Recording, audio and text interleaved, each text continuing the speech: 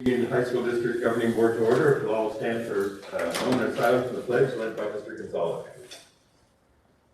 I pledge allegiance to the flag of the United States of America and to the republic for which it stands, one nation, under God, indivisible, with liberty and justice for all.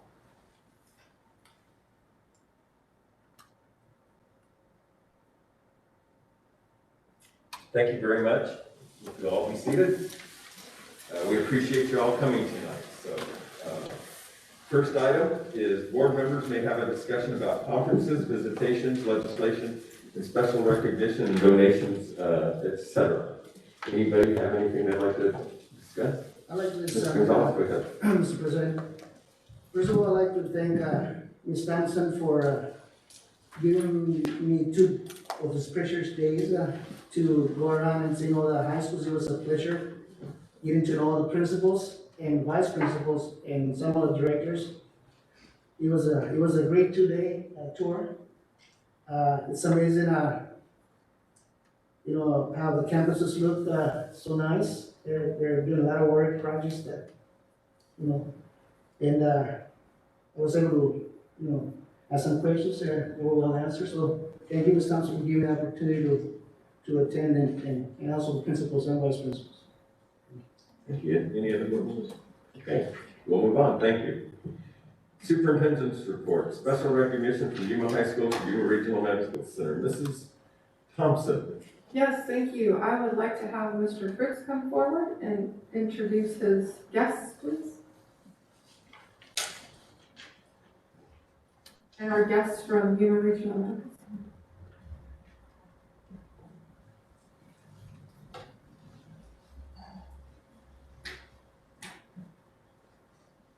We are very fortunate. Thank you, Mrs. Thompson and Governing Board. Very fortunate to have Ms. Gazada as our business teacher at Yuma High School. She's done a great job. Throughout the pandemic, we've still kept our cell block open. They've done a great job with the students when they've been on campus, running the store, teaching them very valuable skills. And part of that program was during the month of October, they raised money for cancer awareness. So we were very excited. We actually had to reconsider a whole operation with community members coming on campus, email to get orders, so she was able to take care of that, and all the students were able to keep the store running. So they did a great job, and I'll let them have fun now. Thank you.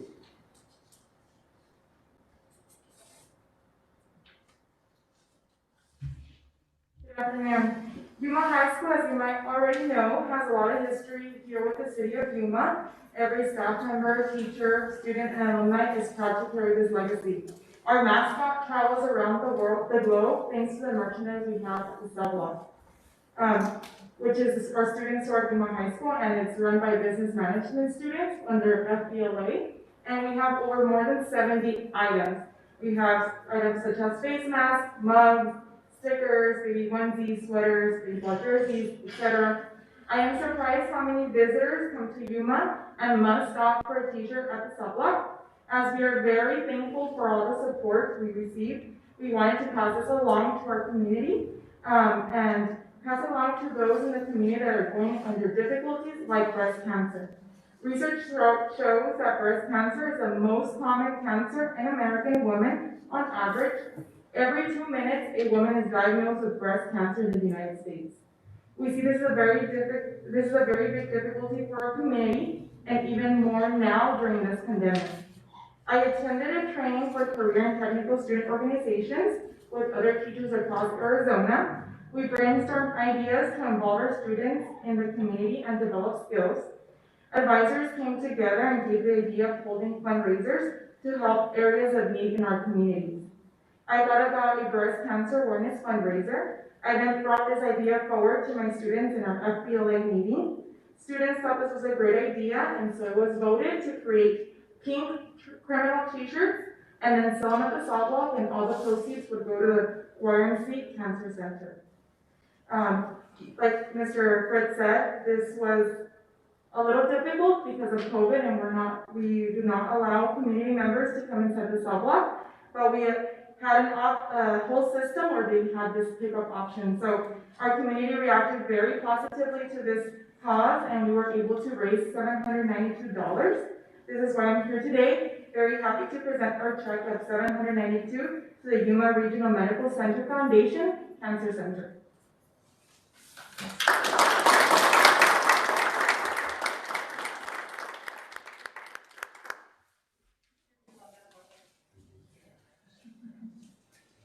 That was gaming.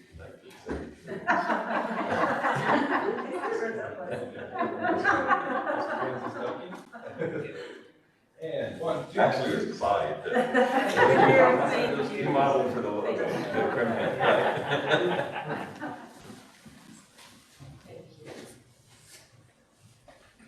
Thank you very much, both of you. Patty, thank you so much for being here tonight. Governing Board, next on our Superintendents Report is the Student Council reports, and we will be starting with Copa High School. And those will be up on the monitor in virtual format.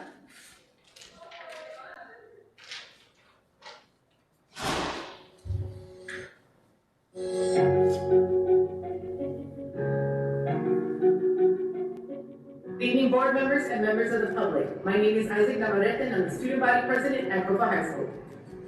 Good evening. My name is Ivy Barr, and I'm senior class president. As we ring in the new year, Copa High School has done an excellent job maintaining a positive environment during the past few months.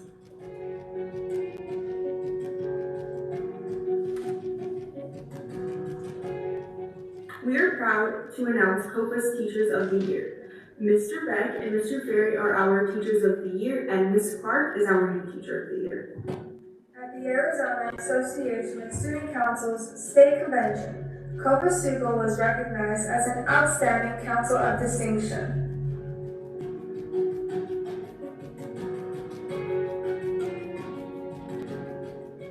While students are away, the Kingdom has been getting some renovations. The press box above the football field has been restored to pristine condition with the help of 4th Avenue Gym.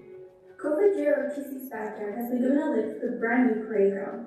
On February 27th, JROTC will travel to Tombstone High School to participate in the AIA Raider Challenge.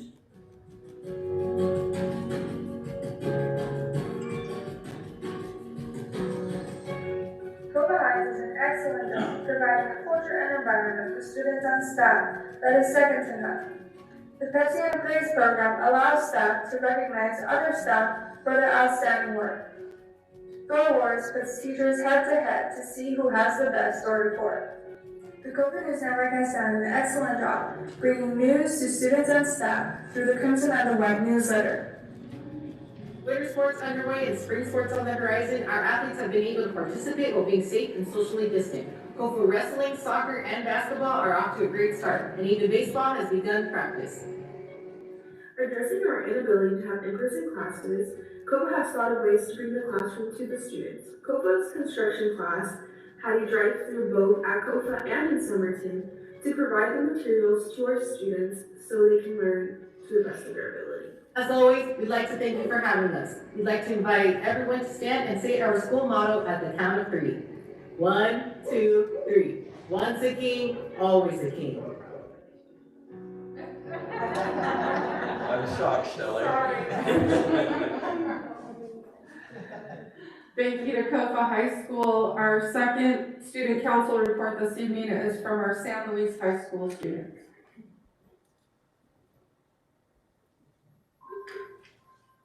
Good afternoon, my name is Alejandra Torres and I'm this year's student body president. Hello, my name is Galilea Martinez and I'm this year's student body treasurer.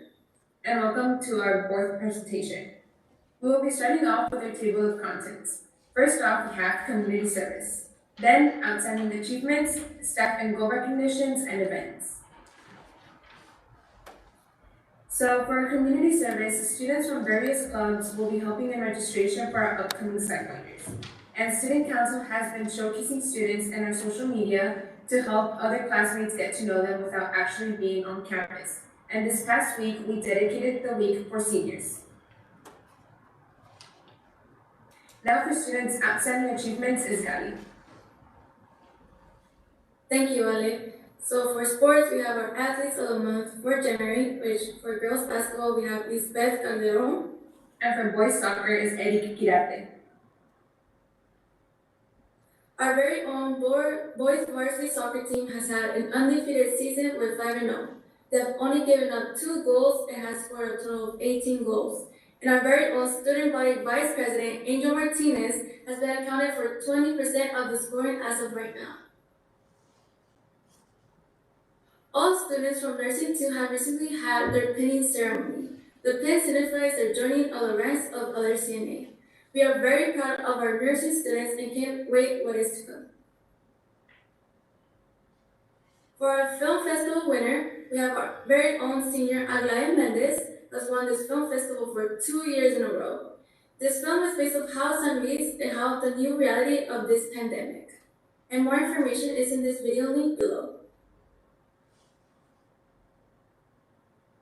As if our CTE was not more awesome enough, we have 14 students attending the Ambassador Fall Leadership Conference, 75 CTE EMS students attending the HOSA Fall Leadership virtual conferences, 20 CTE Business Management students completing their online testing tournament, and ECE hosting virtual Little Winers preschool for ages 3 to 5, and have their weekly sessions on their own YouTube channel.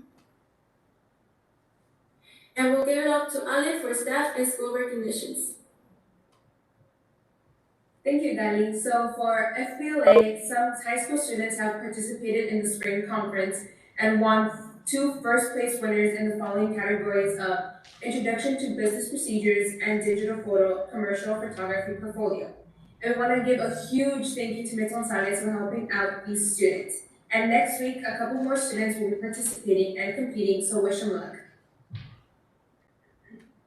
For our National Counselors Week was last week, and we want to give a huge thank you for all the counselors in the district and our very own, which are Ms. Lozano, Ms. Castañeda, Mr. Castillo, Ms. Garcia, Ms. Trovatore, Ms. Dillard, Ms. Moore, and Mr. Conde. A nomination survey was sent out for students and staff to nominate Teacher of the Year, and the representatives are Mr. Rivek and Mr. L. Sanchez, and our very own outstanding first-year Teacher of the Year, Mr. Vasquez. And to conclude, another award given to the school to our amazing principal is Mr. Arvizu has been awarded the GCU Principal of the Month Award. We are so excited to have him as a principal and represent us this month for that award and for the rest of school years to come.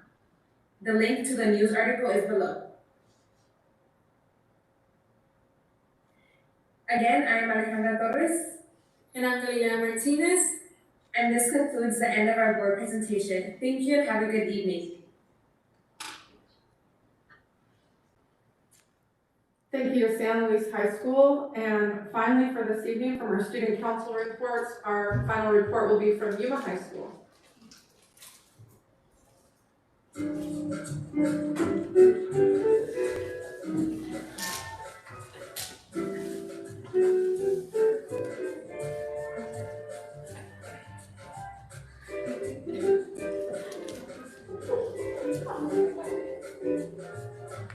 Hello, welcome back to our criminal broadcast. Our February special. I'm your host, Rebecca Chronicles, class vice president. And I'm your co-host, Krista Pidgikowski, your student body president. Oh. We interrupt this program to bring you. Lisa, do you hear about the new program at school? No, what is it about? So I guess it's this program called College Now You Get Going, and they're doing this kind of video giving a shout out to all the seniors that are signing on to colleges, for the year 2021. And whoever's given a shout out is invited to the raffle. Oh, that's a great way to give acknowledgement to high school students that are going to college. Yeah, that's what I was thinking. I think I'm gonna look more into that. You should. Now back to your regularly scheduled program. And on to our sports segments, the Lady Crim soccer team had a tie game. Our wrestling season has kicked off to a good start with wins, including our two wrestlers, Maria Bugarin and Sabian Russell. Our basketball team has also won a game. Sports just barely began on January 18th of this year. All students are required to wear the mask during the practices and games. Each player is allowed to have 2 guardians with them in each game.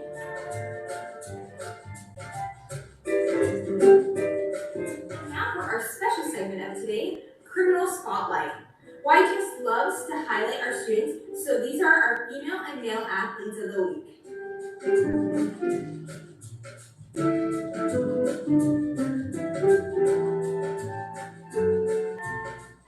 And now for our student of the month.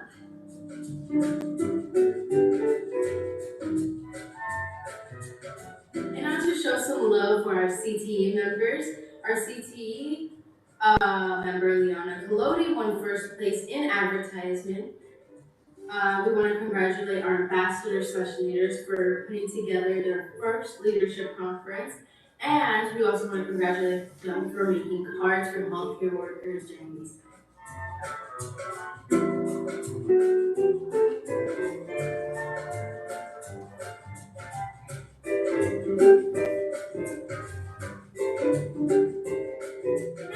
Shout out for our college and going ambassadors, Jesslyn Navarro and Agrelli Carvajal, aka my co-host. And last but not least, our Stuco segment.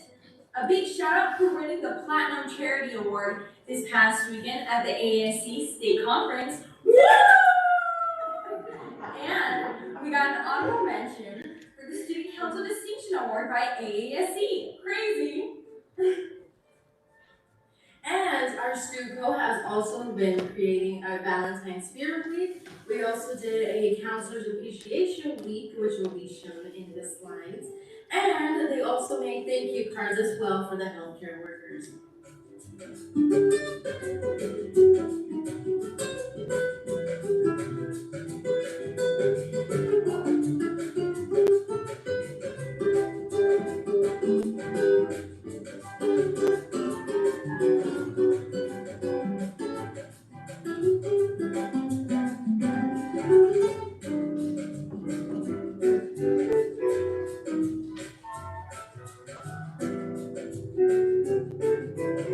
And last but not least, Stuco has been planning a positivity week for students to cut them some slack during these hard times right now and just to bring back the positivity in our lives. And thanks for joining us again on another lovely episode of our criminal broadcast. See you next time. Wow.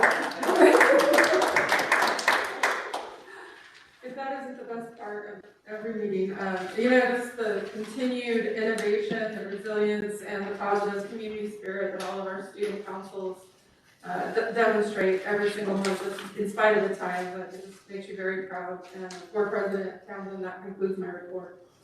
Thank you very much, Ms. Thompson. So now Ms. Cordery gets to follow that with her budget update and overview of the 2020-2021 Yuma Union High School District internal budget. Good evening. So for our maintenance and operation, we have again spent 38% of our M&O budget, so that's approximately $30 million of our $80 million budget. And then for our capital, we have spent $159,000 of a $12.5 million budget. Again, in anticipation of a summer to school coming on, we continue to keep those funds in reserve. So we spent 1% of our capital budget. And also, I wanted to just touch base, as is becoming customary, on our grants for our COVID relief.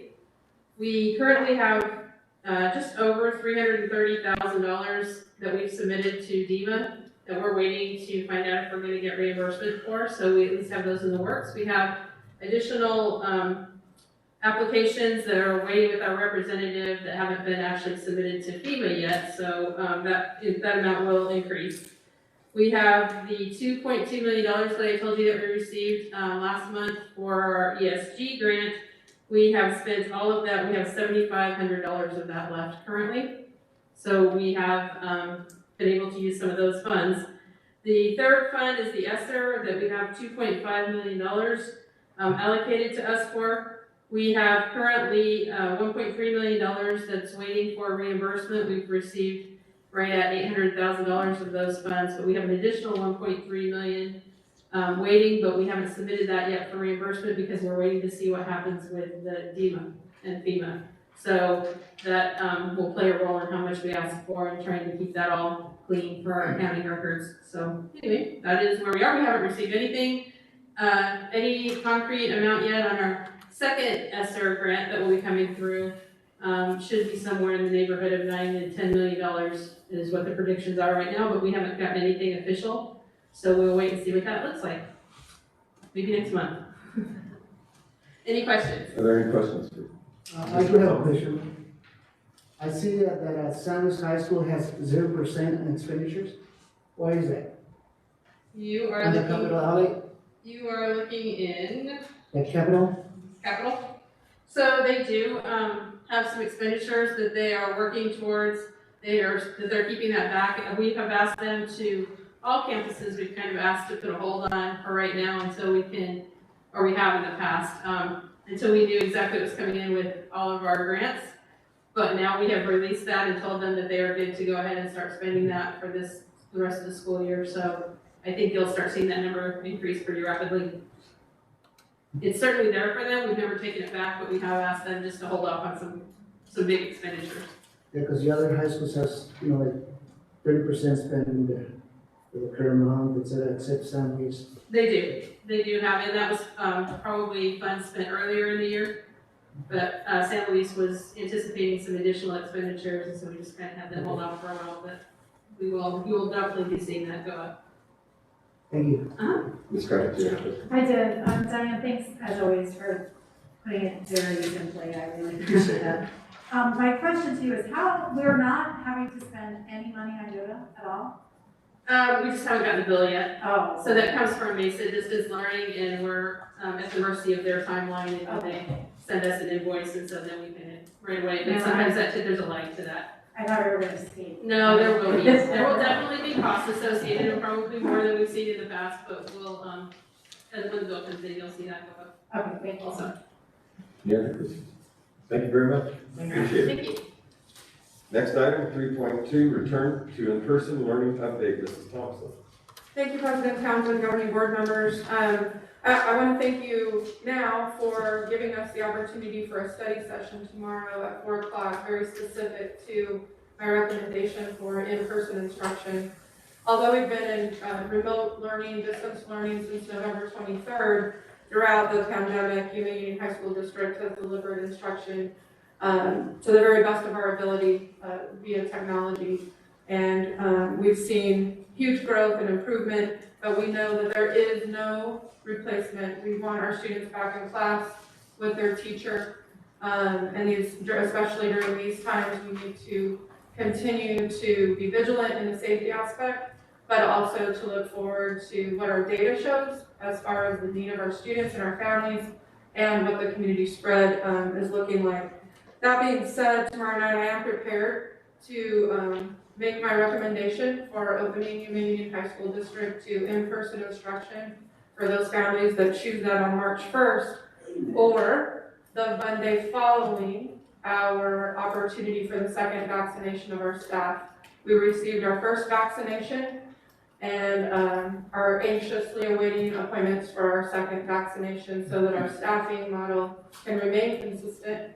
We would not have to be at the mercy of COVID-19 on the adult basis, and it would minimize our potential for having to close if there were a spread and we were not fully immunized. So that would be my recommendation tomorrow night, following the study session where you as a governing board will be given all of the information and allowed to interact with my staff and myself in order to ask questions that are pertinent to data. Because we all know that emotions are high, but we need to operate off of data and education. In might I add, we also found out this afternoon that we do have a commitment from the county health department that hopefully tomorrow we'll be able to schedule the second round of COVID vaccinations for our staff. Yes, very thankful for the first round. You will never see a more excited staff of coming back to see their students and the appreciation that they have for you as a governing board, as well as the county health department in offering us that first vaccination. Any questions? Okay, thank you. Moving on, update athletics and COVID-19 effects. That will be Mr. Brienza, if I'm not mistaken. Yes. Since November, Union High School District and student athletes and the coaches and the families have done an amazing job navigating the ever-changing world of AIA and having the season, not having the season, having fans, not having fans, what those fans look like. Are they anyone allowed? Is it parents, legal guardians, not having a season, then back to having a season? We work very closely with the city of Yuma and the city of San Luis to allow people to attend safely. But despite all these multiple changes, our families and our coaches and our student athletes have been able to practice and compete successfully. Despite the numerous mitigation strategies we have in place, that the AIA has put in place, that Union High School District has in place, they're having several pauses in competition and practices, sometimes because there might be a positive case or exposed case from our county, but actually most of the time it's because of a team we competed against out of town, or they competed against another team that caused us to pause because they had to cancel games. Today I have a project manager, Ryan Quick, and assistant principal, Steve Anderson, to give some information and speak on the data of the number of participations that we had to pause in teams as well, but also the effects that it has and how we react to them and how it affects the student's learning as well. So I'd like to invite Ryan and Steve up to the podium. We do have the presentation as a handout as well for you to review as a hard copy, but they'll be able to give you much more information. All right, good evening. We still our presentation. That's our crystal clear, right? So thank you for inviting us to present this evening. Again, my name is Steve Anderson, assistant principal at Gila Ridge, in charge of athletics, for those of you who don't know me, and Ryan Quick, our project manager for COVID. I think that's your official title. You do a lot, so we appreciate the collaboration. So from all the athletic directors, coaches, parents, and student athletes, we appreciate the support from all of the YUHSD board members and district leadership team, especially Mr. Brienza, who has been a great advisor to all of us in the athletic world. And he probably thought I was trying to be his best friend, because before Ryan was hired, I would call him 10 times a day, probably spoke to him more than his family.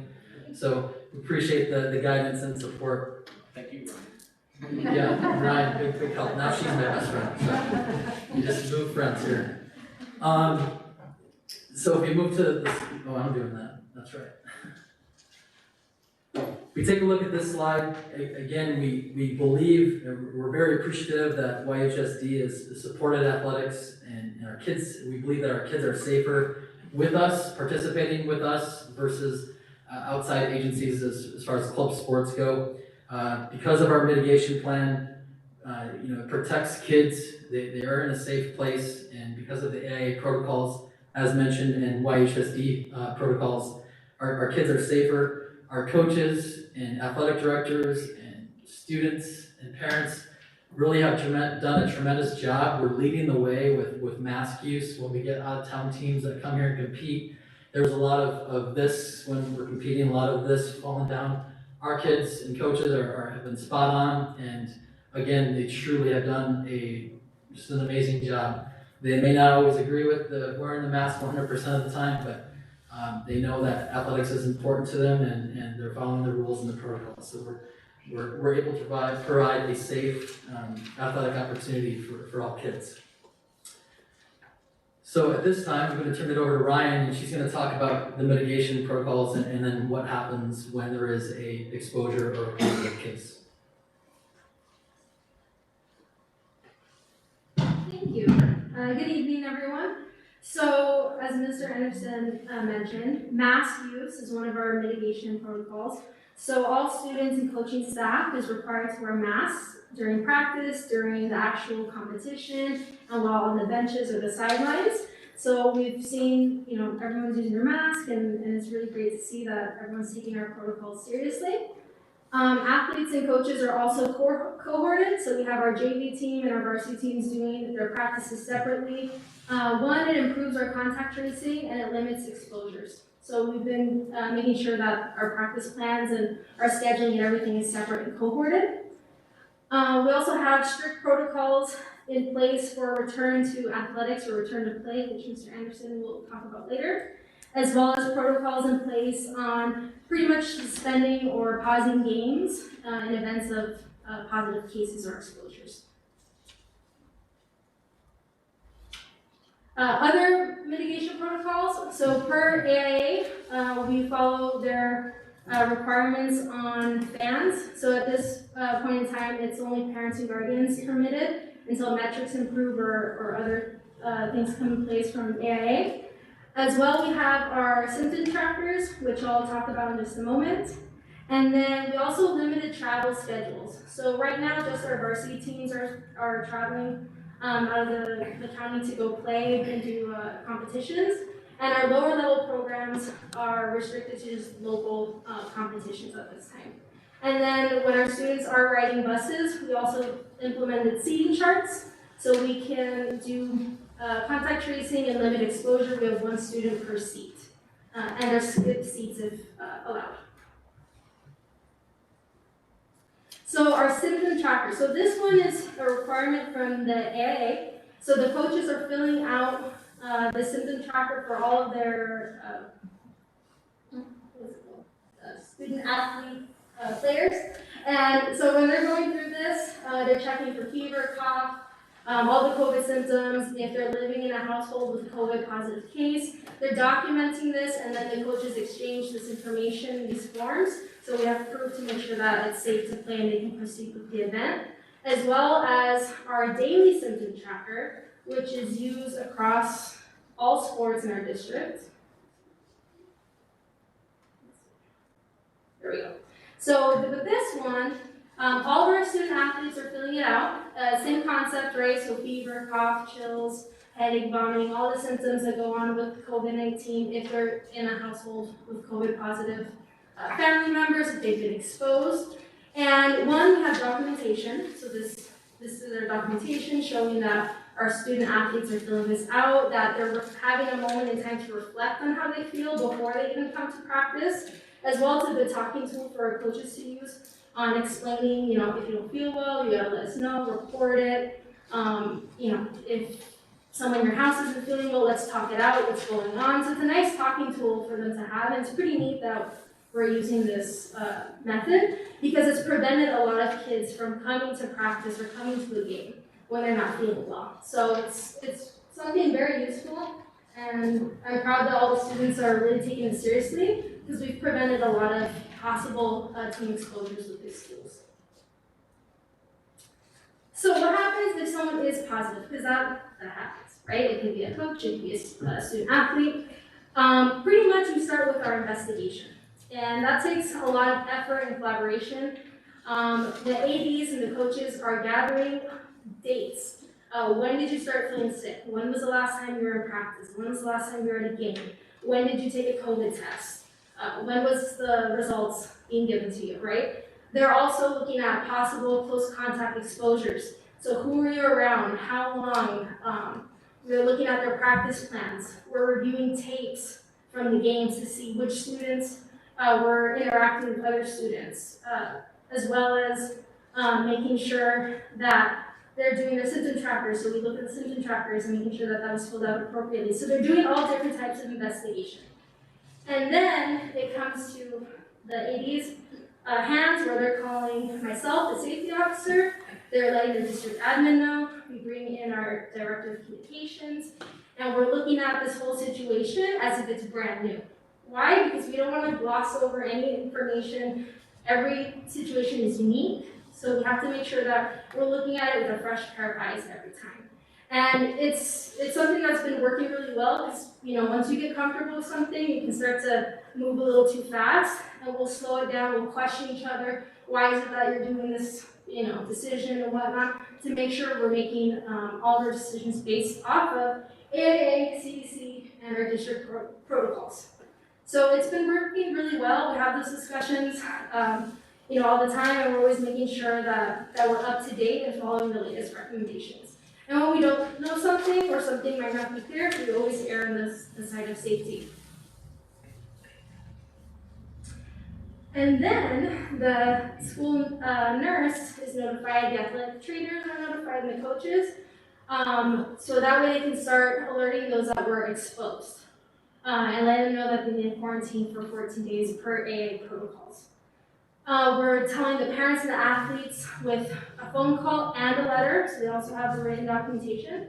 And then we're following our return to play guidelines with AIA, and those positive athletes are quarantined for 14 days as well. So it takes, a lot of effort because this is a lot of people involved, but we've had it go pretty smoothly, I would say. And we're always calling and checking in with each other to make sure that everyone's doing their part. And if anyone has questions, we just work together through all these different situations. And then contact tracing and reporting comes to play as well. So I've been talking about contact tracing and that investigation aspect. So when we're looking at who was exposed, then we have to gather that information for different reasons. One, we want to take people out of the equation, right? So if we have students that were exposed, they need to quarantine. If it's coaches or staff, they need to quarantine. Sometimes it's just one person, a couple people from the team, or it could be the whole team, right? And then we're collecting all of that data, and the school nurses are going to report the positive cases and exposures of students to the county health department. And then myself, the safety officer, is going to report the positive cases for the coaches and staff to the health department. So we have our own internal contact tracing where we're getting everyone, out of the school and whatnot. And then the county health department is doing the bigger contact tracing for community spread. So how's it affecting the families and things like that, so we can prevent community spread. Which is nice because sometimes the kids are the ones that feel sick before the parents, so they're able to get the parents to not go to work and reduce that spread and whatnot. All right, so I'll turn it over to Mr. Anderson to continue with the return to play protocols. So I would agree with Brian. It is truly a team and collaborative effort. There are many folks that get involved with this: parents, students, coaches, athletic directors, and athletic trainers, and district leadership. It's truly collaborative, and every situation is very unique. So we, like Ryan said, we treat every situation like we're seeing it for the first time. So after the investigation, and we determine that a team or individual has to take a pause on winter athletics or athletics in general because they have a positive case or they've been exposed. They'll have to complete a return to play protocol or return to athletic activity protocol. And that's again if, when they're in their 14-day quarantine if they're exposed or there's a positive case. They would also need to quarantine for 14 days. And we follow the CDC close contact guidelines for exposure. So that's why we investigate, in depth every situation or every COVID exposure that happens. And it's also part of the AIA protocols.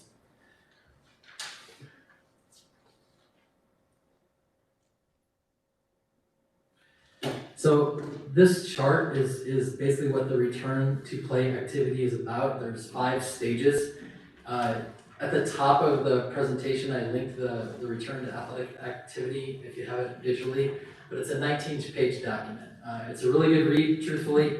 I would laugh about it because in the beginning we would read over this document multiple times and it felt like we learned something new every time that we read through it. So we truly have become experts on this 19 pages or within this 19 pages. But the page that I'm going to refer to right now is like page 15, I believe 15 and 16, no, 14 and 15, excuse me. And again, this is the return to play protocol or the return to athletic activity. So what happens is you have to go through 5 stages. Now, if a student athlete is exposed to COVID, and they have to quarantine for 14 days. If they go without symptoms, they can do stage 1 and stage 2 at home. So what that means is they're just doing some light exercises at home to stay in shape, to keep moving, just to stay active. So that's again exposed. And I'll talk about if an athlete is positive in a minute here, but so if an exposed athlete quarantines, they have to quarantine for 14 days. On their 10th day, we don't require it, but they can go get a COVID test. If they are negative for COVID, then basically after their 14 days, they come back to school on day 15, come back to athletics on day 15. They meet with our licensed certified athletic trainer. They kind of go over the experience and then they could potentially start practice then on day 15 if they are exposed without symptoms and if they get a test. If they don't get a test, which that's their right, they don't have to, then they are presumed positive, or if we have a case where a student athlete is positive, then after the 14 days, they have to go through all 5 stages.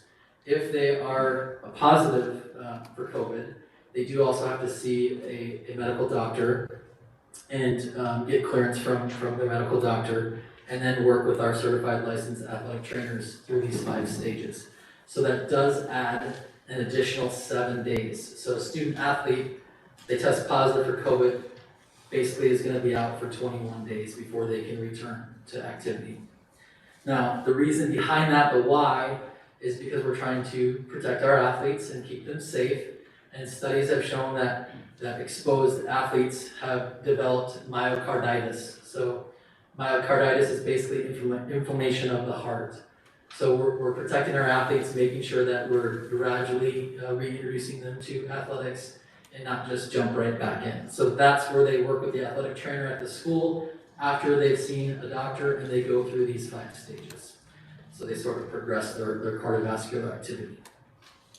We have a wonderful doctor that works with us, a sports medicine doctor that works with all of our schools in our district, Dr. Ryan Zur.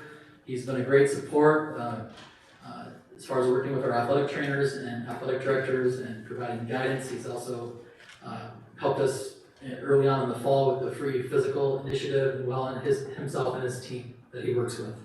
Was there a question? Yes. So every athlete has to go through the same process with the return to athletic activity. It doesn't matter, because every athlete is different, and like you mentioned that it depends on the athlete and the symptoms he have. They can go ahead and do stage 1 and 2 at his house. They can, if they have been exposed to COVID and they remain without symptoms, yes, they can do stage 1 and 2 on their own. It's basically a light workout or light activity, as you can see. But if they are positive, they wait their 14 days and then start that on the 15th day with the athletic trainer. Does that make sense today? Yes. Okay. Thank you. All right. Other areas that are affected, obviously the athletic schedule. Every AD in the district can tell you they probably have redone their schedule, at least a dozen times. And that's fine, that's part of our job. And what we do, if there is a pause with a team, we have to contact the AIA, we have to cancel contests, there's forms we have to fill out, we have to contact the opposing schools to see if we exposed them in a competition or they exposed us. We work on rescheduling games or contests in order for kids to have a full schedule. We're trying to work with other schools now. Unfortunately, there's a limited amount of time. We have to have all of our winter sports in by Friday, March 5th, because then state tournament starts and then spring sports begin March 1st. So there's kind of an overlap already. So not all schools are able to reschedule because the window is so tight, so to speak, with scheduling. So the AIA has reduced or condensed the season as far as the minimum requirements to qualify for state. So for example, soccer usually has a 12-game season with 2 tournaments. And in order to qualify for state, you usually have to compete in 11 or 12 contests.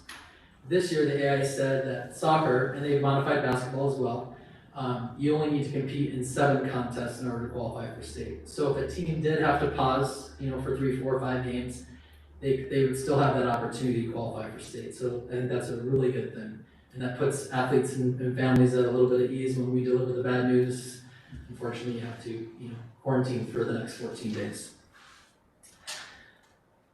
The next slide, other areas obviously infected, and probably the most important one is the academics. So they're student athletes first, so obviously the student comes first. And fortunately, we're lucky as a district that we can still do distance learning or Canvas learning. Students can stay up to date on their schoolwork when they are having to quarantine because of exposure or a positive case, because they will have to miss school and sports for 14 days as our district and AIA protocols and guidelines.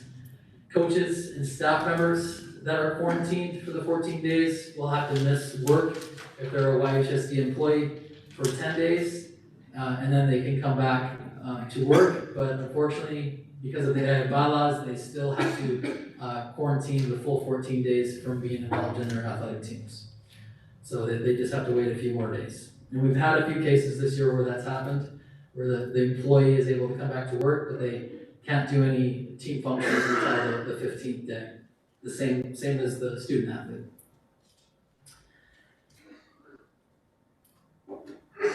So these next slides are going to kind of give you a little snapshot of what's going on right now with winter sports.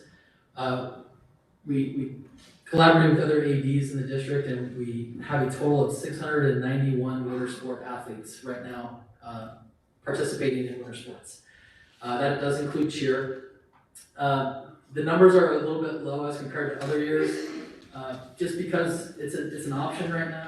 It's optional for students to do sports, as it always is, but families have made decisions, and some have wanted to come back and participate, and others have not, and that's their choice, and we support that. So the numbers are down a little bit. We do have JV and varsity for most schools.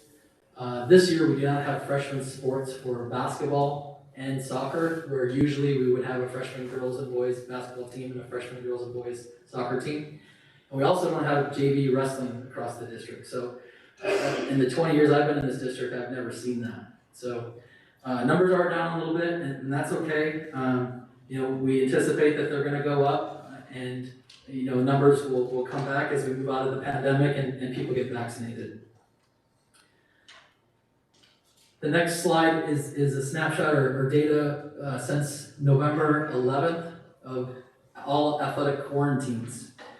So of the 691 winter sport athletes, 161 of them have had to pause. So that's roughly 23% of our student athletes over winter have had to take a break because they were exposed or tested positive for COVID. And so that remains 77% of our student athletes have been able to continue. So that's pretty good, I think. And a lot of times it's uncontrollable factors. It's outside of our control. It's the opposing team that exposed us. It's a family gathering that happened and no one knew. They didn't have symptoms and they exposed the athlete. So then they had to take a pause from their sports team. So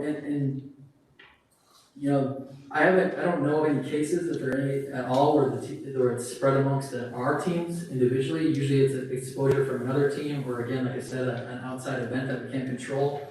And I think that's part of because of our mitigation plan and what we're doing as an athletic program district-wide, as far as what Ryan talked about with the symptom trackers, and kids are reporting symptoms. They're not showing up for practice. They're doing what they're supposed to be doing. It's a great thing. So because of our kids and our coaches are monitoring symptoms and doing a great job, we're seeing a pretty low number, 23%. The next slide deals with, so we have 47 teams currently with winter sports. So that does include JV and varsity. So 8 of those teams have had to take a pause this winter sports season. So again, the 47 does include JV and varsity, and again, it's not necessarily due to, or it's factors outside of our control. It's because maybe another team exposed us, again, a family member or some sort of event that the student athlete went to, and they didn't know. So despite these numerous changes, student athletes and coaches, have been successful in practicing and competing this year, or this winter sports season. And if we take a look at this slide, our final slide of this evening, we still, despite the unique challenges, we still believe that our kids are safest with us competing in winter sports or athletics in general because of the AIA protocols, because of YUHSD protocols, because we have access to licensed athletic trainers. It is an extremely positive experience for kids. It's part of their emotional well-being. To see the roller coaster of this year, we're not having sports, we're having sports. And to finally get started, the enjoyment you're seeing from kids being back and doing things that they love. And the final thing is it's affordable to all. We offer, athletics or sports at a very low cost. So it's accessible to all, it's affordable to all that want to do it, or want to participate. So that is our presentation. Thank you for allowing us to be here this evening. And as Ryan always says, I'm going to make sure I get this right. Remember, we can't eliminate risk, but we can only reduce it. So that is her tagline, and we agree with it and support that. So, do you have any other questions for Ryan or I? Any questions? Thank you for that great presentation, both of you. I really appreciate it. I'm sure we all do. And my question really is, how much training, can you share with us how much training you had to disseminate across all of the athletes and the coaches? And do you think that this is something that we're going to keep for years to come, or is this just for this year? As far as the training of knowing the information and protocols? Yeah, all of your programs. So there's been Zoom meetings or meetings that have taken place with the directors of AIA for ADs to be part of, and coaches. We've had numerous Google Hangouts, phone calls, emails, in-person meetings. We are on the phone every day. There's lots of collaboration amongst our athletic directors. With Ryan, like I said, I was Mr. Branza's best friend, and now I'm Ryan's best friend.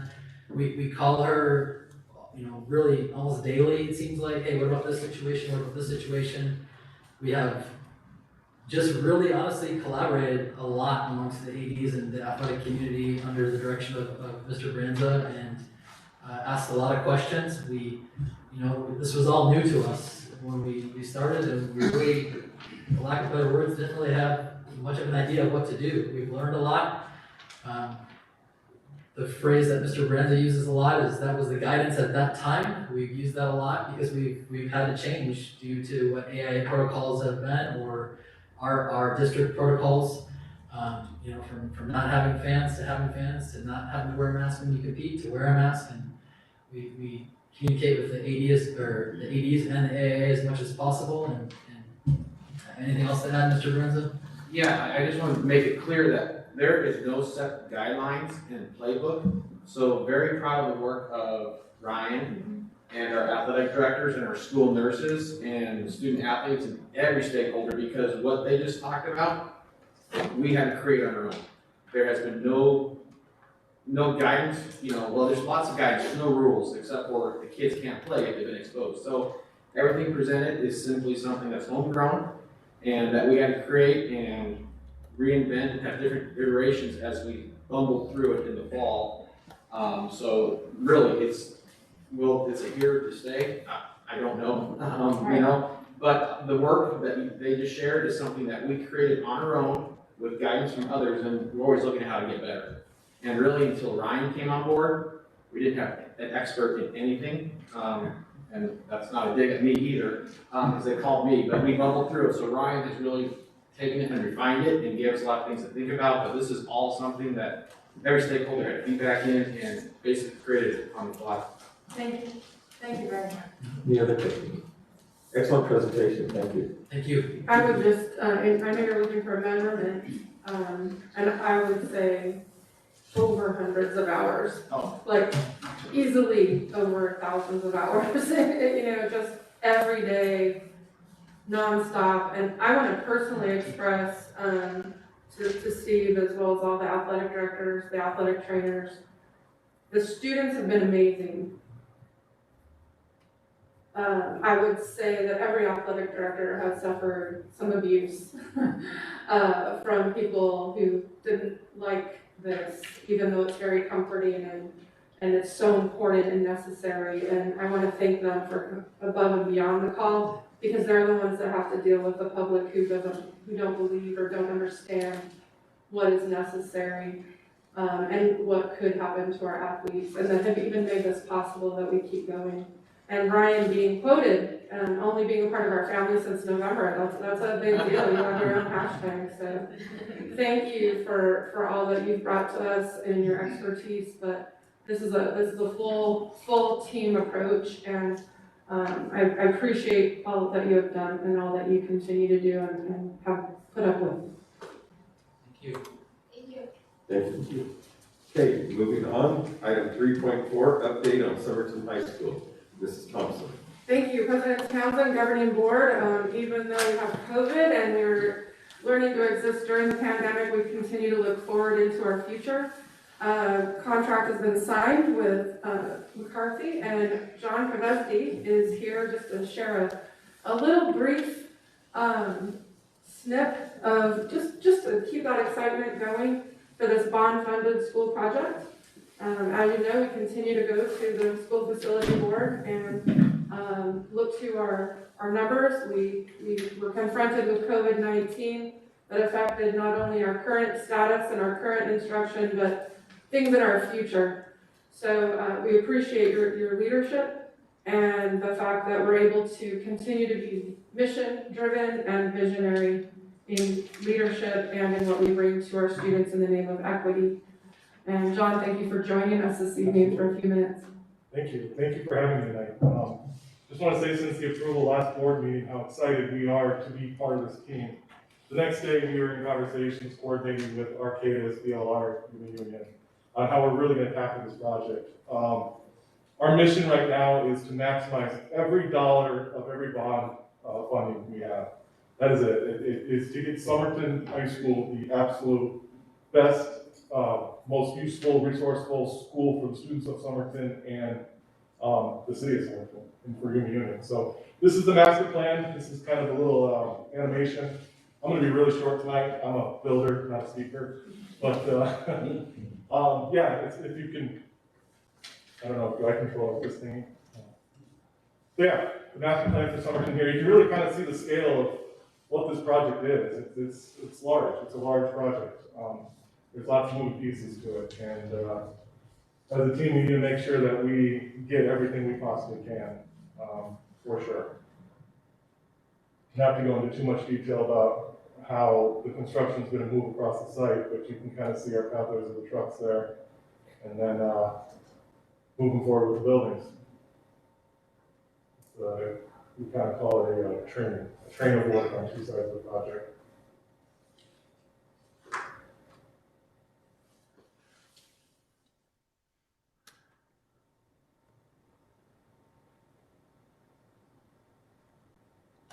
That just kind of all comes together. Like magic. Just like kind of comes right out of the ground. We knew construction was so easy. President Townsend and Governing Board, and we might want to just put it one more time since it is short, but the reason I wanted to share this with you, sometimes we've talked about this for so long, and we don't all get the opportunity to go visit the property, and even when you're there, it's really hard to, get your head wrapped around what this is going to look like. Unless you're a builder and architect. So just putting the perspective of how big the property is in relationship to vehicles driving around, and the city of Somerton is doing a lot of work in construction on their infrastructure as well, and roads. So sometimes we get bogged down in all the details and we lose some of the excitement of what's to come. We don't know when the date will be, but we know that it's coming, and we want to make sure that we keep this excitement generated and that students in Somerton know that they have a high school coming. Yeah, the good news is the team is committed to this high school and making sure that it is absolutely every dollar spent from these bonds effectively. This would be an ultimate design. This is the master plan.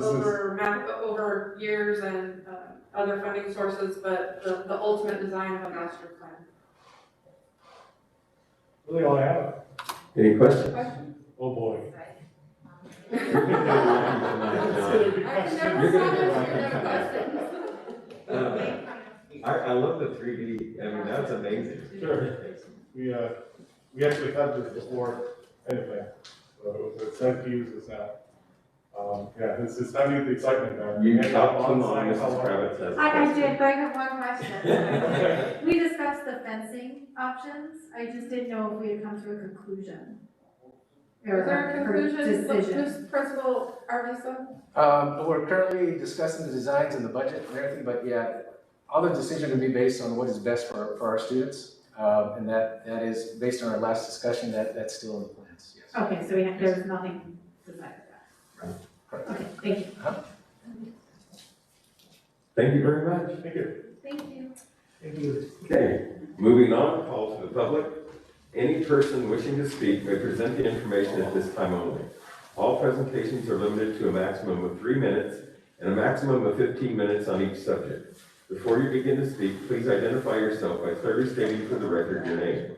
Comments by members of the governing board in response to any public comment will be limited to asking staff to review the matter or requesting rescheduling of the matter for further consideration at a later date. I have a couple of loose slips. I'll go in the order I received them. Mr. Luna. I'm good, Mr. Johnson. You're good? Okay, thank you very much. Mr. Gill. Good afternoon, Clyde Gill from Yuma, Arizona. Thank you, Governing Board, Ms. Thompson. It's been a while since I've been in front of the school board pitching something. I think it was the mold crisis at Yuma High School back when we Mrs. Leonard put that wonderful day together of splitting the school and going to Cibola in the morning and Yuma High at night. But I'm here tonight because of, and I'll be here tomorrow as well. But I just want to bend your ear for just a moment, if I could, please. Parents need to play a big part in our children's education. And we can come up here and we can yell and scream at you and tell you to open up school and do all that, as we've seen on social media and things like that. But I believe that parents play a very important role as well. I'm offering, if there's anything that I can do, please let me know. But I really believe it's in the best interest of our students to open up our schools again. I know that there may be some COVID cases that come back, but I think the 30% of mental issues that have happened since 2019 across the board is a pretty good thing, that I think it's probably better to have the COVID 1 or 2 than the 30% with the mental issues. I personally had my youngest daughter at Cibola. We went through she was an A-B student, and started off with social or not in-person teaching, and she did quite well at the beginning. And then slowly it just started going down, and obviously teachers really can't see that when you're learning on a computer. So, of course, we're the parents and we think, okay, you know what, they're up and they're in school, or they're checking in however they were doing at the beginning, or whatever, and we think everything's okay. And I had a personal situation with my daughter where I nearly lost her. She took responsibility. It was a one-time issue, but it opened up my eyes to a lot of things. I'm going to be working, I've called our state representatives, but I do believe, I know you deal with unfunded mandates all the time. Gotta do this, gotta do that, but nobody funds it. But I think our local school districts, Yuma High School District 1, everybody, nobody teaches life coaching skills anymore. And I think we need to see that be mandated in our curriculum. I know you need the money to do it, but I think it's a worthwhile investment. I mean, we've taken home economics out of classes. We've taken a lot of stuff out of our schools for funding purposes, for different things. But life coaching skills are very important. And middle school, lower school, high school, they all have different circumstances where they need to learn as they go through. But I want to be part of your solution, and definitely I don't want to be part of your problem. I know you're damned if you do, you're damned if you don't. I've always said if you have a good teacher, you can never pay them enough money, and I still believe in that. I still believe that Yuma High School is the best school, district is the best school. My 3 minutes are up? No, keep going. I do believe that we have a good public school system. I mean, I probably could look around and say that almost everybody here graduated from here, but I do. I just want to see our kids go back to school. They need that social life. They need all the aspects that go with it. It's also easier for a teacher to identify any situations that our students are going through in person than it is over the internet. But I will be back tomorrow. But like I said, if I can do anything, I certainly would love to help, because I do believe that parents have to make the education for our children here in our community. Thank you for your time. Thank you, Mr. Gill. And I like your boardroom. Okay, I have one I need to read that was submitted by email. Is there anybody else that would like to address the board before I go to that? Okay, thank you. Let me read this, please. Hello, my name is Andy Martinez. I have 2 boys who attend Cibola. One is a freshman and one is a senior. I am asking you to open schools back to full-time learning 5 days per week. I understand there is concern about the spread of COVID-19. However, I'm a firm believer that the mental health of students is just as important as the physical health of students. You have mitigation plans in place to keep our students physically safe, but do you have plans to keep them mentally healthy? To date, students have missed a year of school and cannot afford to miss any more. We cannot wait until March to return. Every day is essential. I am asking you to start school in person 5 days a week, beginning Monday, February 15th. Thank you, Andy Martinez. If there are no others to address the public, we'll move on. Thank you very much. Item 5, consent items, adoption of items of routine nature and those that normally do not require deliberations on the part of the governing board. A board member may pull items which will be discussed or voted on separately. Is there a motion? Are there any items we need to pull? And if not, is there a motion to accept the consent items? So move on. Second. They're very fast. Yes, they are. Motion has been made to accept the consent items. Has been read by Mr. Gonzalez and seconded by Ms. Mellon. Any questions or discussion? Hearing none, we'll proceed. Oh, yes. Just wanted to remind you, President Townsend, that you were going to begin the full voting during this meeting. Yes, that's correct. We have to, new rules, we have to poll vote, so we'll have to each respond separately. I'm glad you reminded me, I forgot about that. That's not our rule, that's recommended by the Attorney General, I believe. And ASBA. And our goals training that we don't really have to cover. Yeah, right, so, instead of all in favor say aye, we'll start. Mrs. Mellon. Aye. Mr. Gonzalez. Aye. Ms. Kravitz. Aye. Mr. Townsend. Aye. 4 to 0. Aye. Motion approved. We have to do that for every motion? Yes. Holy Yeah, they say we have to have a record, so. I thought raising our hands worked pretty well. Hey, I just messed up. I I went to the wrong place.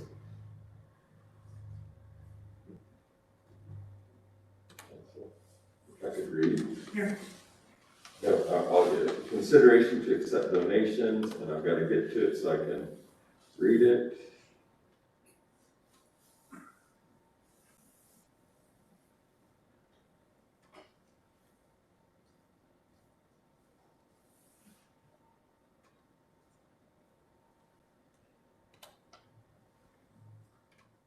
Okay, here I go. I'm sorry. I'll read the donations. Mr. Brian Roach, KMR Masonry and Landscape, donated materials and labor to the Gila Ridge baseball and softball fields. Estimated value of the donation is $325. Miss Tammy Reichman donated $38.80 to Gila Ridge High School to be used as needed for the school. Chick-fil-A donated $150 to Gila Ridge High School to be used to purchase the mascot costume. Arizona Diamondbacks Foundation Incorporated donated $5,000 to the Gila Ridge High School Film and TV production class. At San Luis High School, Mr. Robert Frazier donated $5,000 to San Luis High School to be used in the following programs: $2,500 to the library, $500 to art, $500 to building trades, $400 to welding, $400 to mariachi, $400 to agriculture, and $300 to child development. I want to say every year, Mr. Frazier writes a substantial check to the programs at San Luis High School.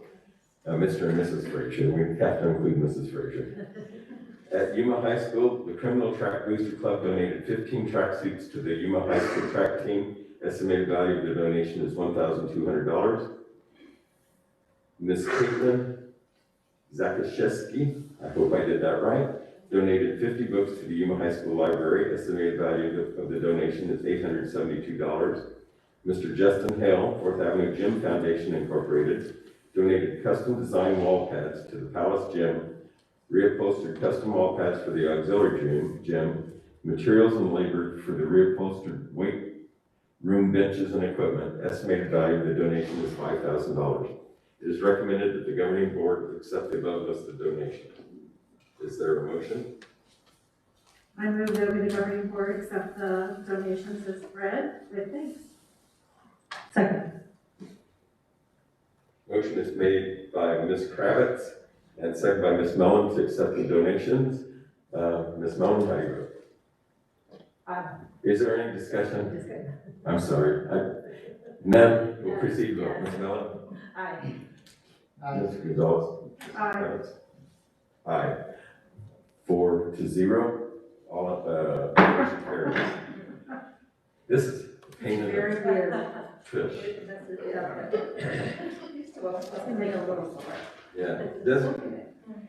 Item 6.2, consideration to delegate procurement authority. It is recommended that the governing board delegate procurement authority for the purpose of authorizing and signing contracts to Tim Brienza, Associate Superintendent, and Diane Cordery, Chief Financial Officer, until revoked or modified by further governing board action. Is there a motion?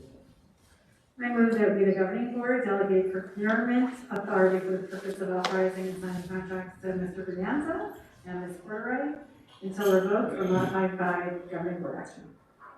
I second it.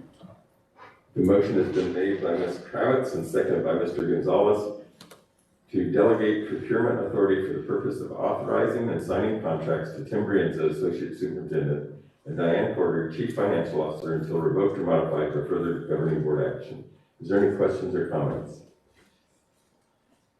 Hearing none, we'll proceed to vote. Ms. Mellon? Aye. Mr. Gonzalez? Aye. Ms. Kravitz? Aye. Mr. Townsend? Aye. 4-0. Motion carries. Item 6.3, consideration to award bid IFB 70-21-3-1 Gila Ridge High School window remediation.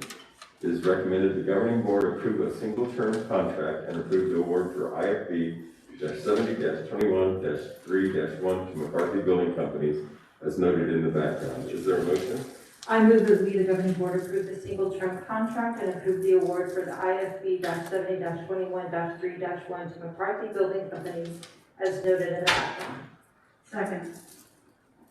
Motion made by Ms. Mellon, seconded by Ms. Kravitz to approve a single-term contract and approve the award for IFB 70-21-3-1 to McCarthy Building Companies as noted in the background. Is there any questions or discussion?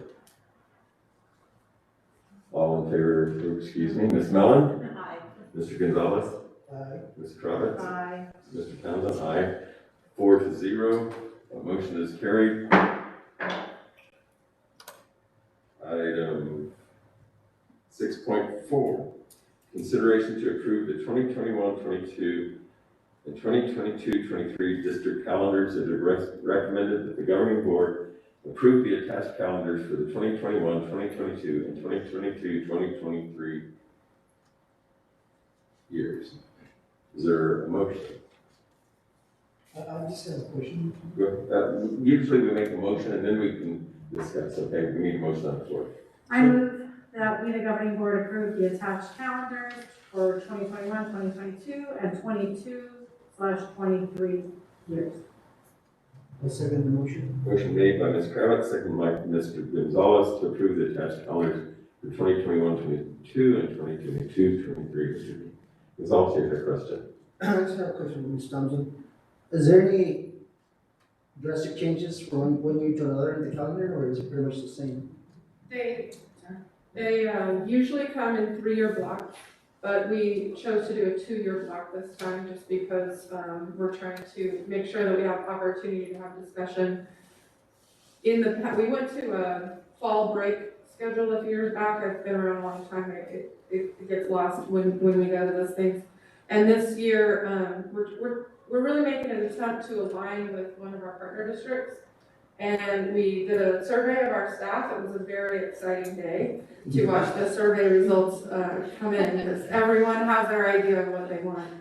So we watched the votes roll in via Google form, and the staff chose by a slim margin, I want to say 7 or 9 votes or something, this particular one, and this will align with District 1's calendar.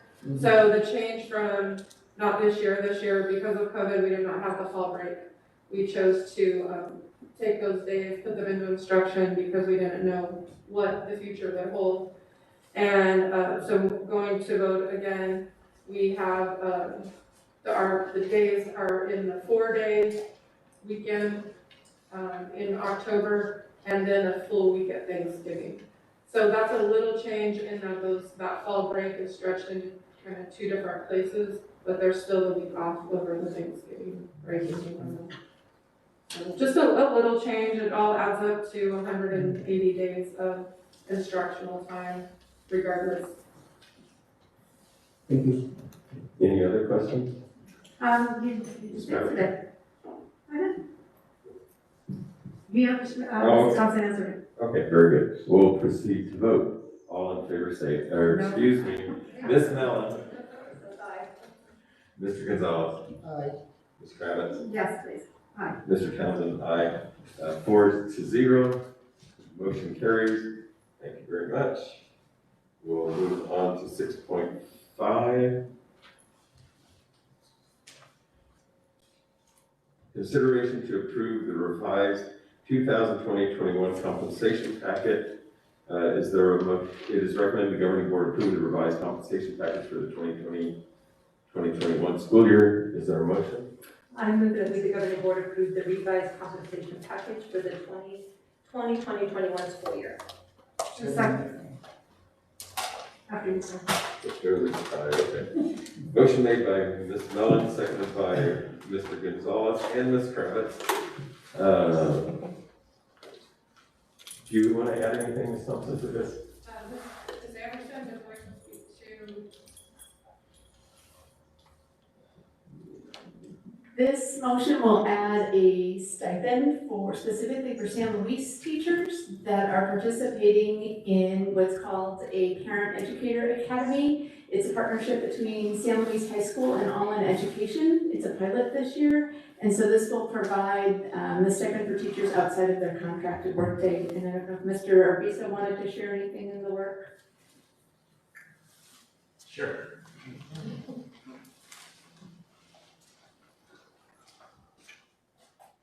Good evening, everybody, President Townsend, board members, Superintendent Thompson, Associate Superintendents. I'm Lucky Arbiza, principal at San Luis High School, and the Parent Education Academy, as Ms. Anderson said, is in partnership with All In Education. And just to summarize, it's a pretty exciting program, is that during these times, parents have really wanted to know how they can help their students at home, whether it be through online learning, whether it be reaching somebody at school with counselors, and moving forward with college and career readiness. And so, in summary, what the pilot program is we're going to pair parents up with teachers. And the idea is that these parents now become liaisons with other family members and other parents that can assist them and help them in actual parent groups. So the teacher and the parent will be working together with the actual students in the class, and there will probably be the parent student in one of the classes as well, so they can see what teachers are, their expectations, and they can pass those along to other family members in the community. So again, it's a pilot program. We're really excited about it, and hopefully we can expand it. Right now we have about between 15 and 18 family members that are going to start on the pilot program, so hopefully we'll get it expanded in the future. So any questions? President Townsend and Governing Board, if you remember, you signed, or Mr. Gonzalez, make sure I get the resolution to you, but we signed the resolution to work with all in education, and it was around equity. We specifically took that and adopted it because that has been our ongoing work for decades in Yuma Union High School District. We didn't just start with all in education, but I appreciate the work that is a part of this now because it's actually coming into actions rather than just rhetoric around equity. And that is really what Yuma Union is all about, is actually doing the work, not just talking about the work. So I thank Mr. Arvizo and his staff because it is another thing.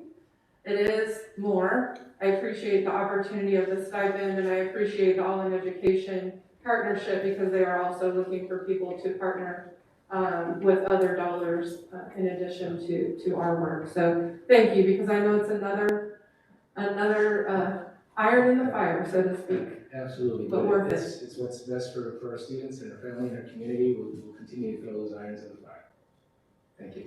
Any other questions? Thank you. I had a question. How did we determine that particular campus, and is that going to be something that's going to be available at all of our campuses? San Luis was the original pilot because of their demographics and the population they serve. This particular all in education resolution is around the Latino-Latina education and equity, bringing those demographics into the leadership and making sure that those who are leading the work are representative of the communities they serve. Actually, all in education was only something that even started this year, which is amazing that there's actually outcomes that are already happening. So I look to it to expand, but I think that they're looking for some specific outcomes and what the best work is, and not in a hurry to expand that. Yeah, and just to let you know is that there's a partnership with Chicanos por la Causa where these parents are getting some training prior to coming into the program. So it's a great program. On a side note, the president of All in Education was a former student of mine, Stephanie Parra, so she always reminds me of that. Makes me feel a little old, but it's okay. Any other questions? Thank you. Thank you. Okay, the motion is on the floor to approve the revised compensation package for the 2020-21 school year. Is there any more questions or discussion? Hearing none, Ms. Mellon, how do you vote? Aye. Mr. Gonzalez? Aye. Ms. Kravitz? Aye. Mr. Townsend's aye. 4-0, motion carries.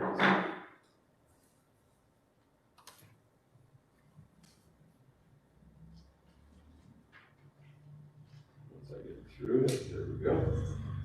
Possible action to accept the resignation of teacher Chaz Dillard from employment. Is there a motion? I move that we accept the recommendation of the superintendent to accept the resignation. Second. I guess I should have read that, I'm sorry. I moved, okay, you did it, so I appreciate it. There's a motion by Ms. Kravitz and a second by Ms. Mellon to accept the recommendation of superintendent and to accept the resignation effective February 4th, 2021 of teacher Chaz Dillard from his employment with the Yuma Union High School District and authorize the superintendent to send any notices and take any other action appropriate with regard to his resignation. Is there any questions or discussion? Hearing none, Ms. Mellon, how do you vote? Aye. Mr. Gonzalez? Aye. Ms. Kravitz? Aye. Mr. Townsend? Aye. 4-0, motion carries. Item 6.7, consideration to waive student class fees for the 2020-21 spring semester. It is recommended that the governing board waive the student class fees for the 2020-2021 spring semester. Is there a motion? I move that we, the governing board, waive the student class fees for the 2020-2021 spring semester. I second the motion. Motion made by Ms. Mellon, second by Mr. Gonzalez to waive the student class fees for the 2020-2021 spring semester. Ms. Thompson, do you have anything to add? We've been in a fee holiday during these exciting times, and we believe that it is the best recommendation to continue that holiday while we are still living this pandemic and things are questionable at best for families and students. We are still supplying, as you've heard over and over, the opportunities for instruction, and we know that we can do that when we return to in-person instruction as well. Any questions or comments? I really appreciate continuing this. I'm sure we thank our CFO who keeps us positioned to be able to have these sorts of Have you ever holidays. noticed how Diane just finds money? I want her to look at my checking account and see if she can do it. Is there any other questions or discussion? Hearing none, Ms. Mellon, how do you vote? Aye. Mr. Gonzalez? Aye. Ms. Kravitz? Aye. Mr. Townsend votes aye, motion carries unanimously 4-0. Okay, next meeting of the board, we have a study session tomorrow night at 4 o'clock, followed by a special meeting at 5:15. And President Townsend, you're Townsend, I'm Thompson. President Townsend and governing board members, we are amending the time. We will immediately follow the study session with the special meeting, so it may be earlier or adjustable for the time. With that, is there a motion to adjourn? So All in favor say aye. Aye. I'm not gonna poll them on that.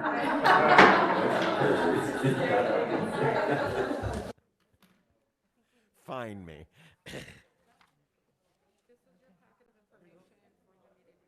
Okay, awesome, okay.